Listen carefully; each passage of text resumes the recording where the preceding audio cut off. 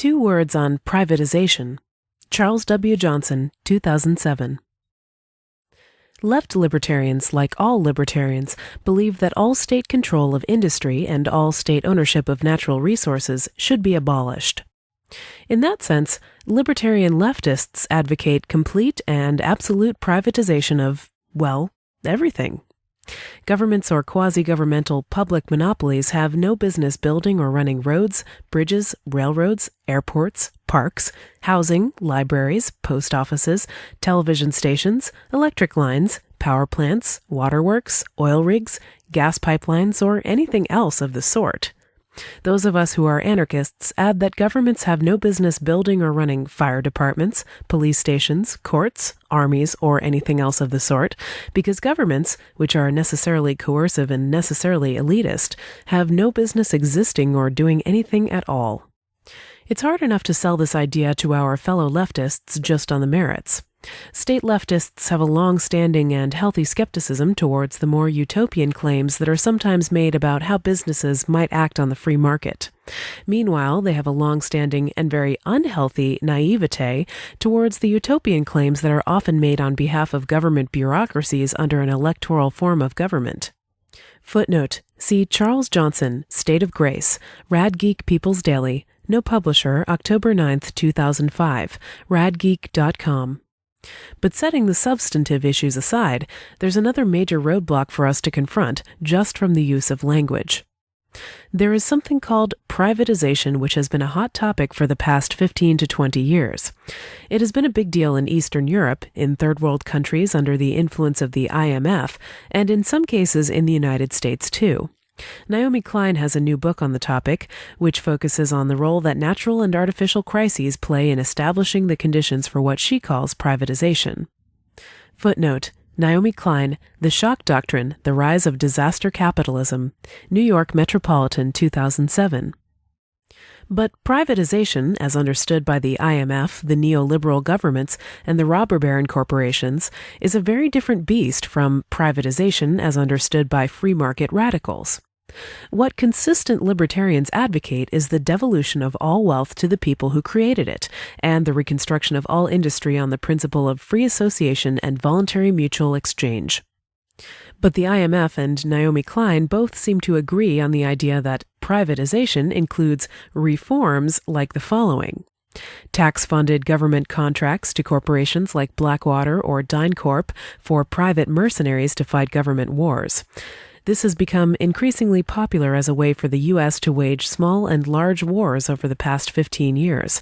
I think it was largely pioneered through the U.S. government's efforts to suppress international free trade in unauthorized drugs, and is currently heavily used by the U.S. in Colombia, the Balkans, and Iraq. Tax-funded government contracts to corporations like Wackenhut for government-funded but privately managed prisons, police forces, firefighters, etc. This has also become increasingly popular in the U.S. over the past 15 years. In the case of prisons, at least, it was largely inspired by the increasing number of people imprisoned by the U.S. government for using unauthorized drugs or selling them to willing customers. Government auctions or sweetheart contracts in which nationalized monopoly firms, oil companies, waterworks, power companies, and the like, are sold off to corporations with the profits going into the state treasury, and usually with some form of legally enforced monopoly left intact after privatization. One of the most notorious cases is the cannibalistic bonanza that Boris Yeltsin and a select class of politically connected oligarchs helped themselves to after the implosion of Soviet communism. Throughout the Third World, similar auction or contract schemes are suggested or demanded as a condition for the national government to receive a line of tax-funded credit from the member states of the International Monetary Fund. Yet another dam account schemes for converting government pension systems from a welfare model to a forced savings model, in which workers are forced to put part of their paycheck into a special government-created retirement account, where it can be invested according to government-crafted formulas in one of a limited number of government-approved investment vehicles offered by a tightly regulated cartel of government-approved uncompetitive investment brokers. This kind of government retirement plan is supposedly the centerpiece of privatization in Pinochet's Chile and has repeatedly been advocated by George W. Bush and other Republican politicians in the United States. Klein and other state leftists very often claim that these government privatization schemes are closely associated with right-wing authoritarian repression up to and including secret police, death squads, and beating, torturing, or disappearing innocent people for exercising their rights of free speech or free association in labor unions or dissent groups. And they are right.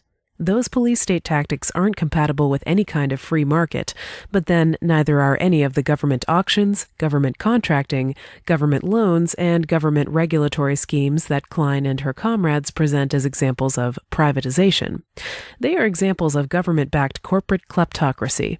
The problem is that the oligarchs, the robber barons, and their hirelings dishonestly present these schemes, one and all of them involving massive government intervention and government plunder from ordinary working people, as if they were free market reforms. And Klein and her comrades usually believe them. The worst sorts of robber baron state capitalism are routinely presented as if they were arguments against the free market, even though pervasive government monopoly, government regulation, government confiscation, government contracting, and government finance have nothing even remotely to do with free markets. I'd like to suggest that this confusion needs to be exposed and combated. In order to combat it, we may very well need to mint some new language. As far as I know, privatization was coined by analogy with nationalization. If nationalization was the seizure of industry or resources by government, then privatization was the reversal of that process, devolving the industry or the resources into private hands.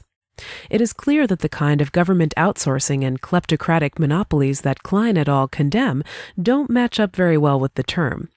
On the other hand, the term has been abused and perverted so long that it may not be very useful to us anymore either. So here's my proposal for linguistic reform. What we advocate is the devolution of state-confiscated wealth and state-confiscated industries back to civil society. In some cases, that might mean transferring an industry or a resource to private proprietorship if, for example, you can find the person or the people from whom a nationalized factory was originally seized. The just thing to do would be to turn the factory back over to them. But in most cases, it could just as easily mean any number of other ways to devolve property back to the people. 1. Some resources should be ceded to the joint ownership of those who habitually use them. For example, who should own your neighborhood streets? Answer: you and your neighbors should own the streets that you live on. For the government to seize your tax money and your land and use it to build neighborhood roads, and then to sell them out from under you to some unrelated third party who doesn't live on them, doesn't habitually use them, etc., would be theft. 2. Government industries and lands where an original private owner cannot be found could and probably should be devolved to the cooperative ownership of the people who work in them or on them. The factories to the workers, the soil to those who till it. 3. Some universally used utilities, waterworks, regional power companies, perhaps highways, which were created by tax money might be ceded to the joint ownership of all the citizens of the area they serve. This is somewhat similar to the Czechoslovakian model of privatization, in which government industries were converted into joint stock companies and every citizen was given so many shares. 4. Some resources, many parks perhaps, might be ceded to the unorganized public. That is, they would become real public property in Roderick's sense, rather than in the sense of government control. Footnote: see Roderick Long, A Plea for Public Property, Chapter 15, pages 157 to 168 in this volume. Now, given the diversity of cases and all of the different ways in which government might justly devolve property from state control to civil society, privatization is really too limiting a term. So instead, let's call what we want the socialization of the means of production. As for the IMF Blackwater model of privatization, again, the word doesn't fit the situation very well, and we need something new in order to help mark the distinction. Whereas what we want could rightly be called socialization, I think that the government outsourcing, government-backed monopoly capitalism, and government goon squads might more accurately be described as privateering. I'm just saying.